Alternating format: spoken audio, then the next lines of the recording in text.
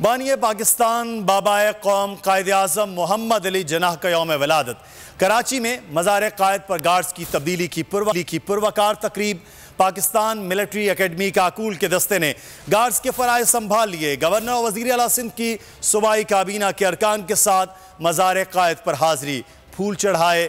Governor और वज़ीर आला ने कहा, कौम कायद-ए-आज़म के फरमूदात पर अमल करके ही सियासी और मुआशी बहरान से निकल सकती है।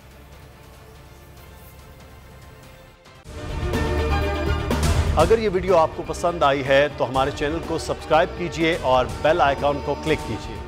हकीकी आजादी की जंग में बोल भी कप्तान के हमकदम। इलेक्शन कराओ मुल्क बचाओ की लाइव ट्रांसमिशन, दिखाई लम्हा बलम्हा सूरत हाल। रील और रेटिंग में भी बोल न्यूज रहा नंबर 1।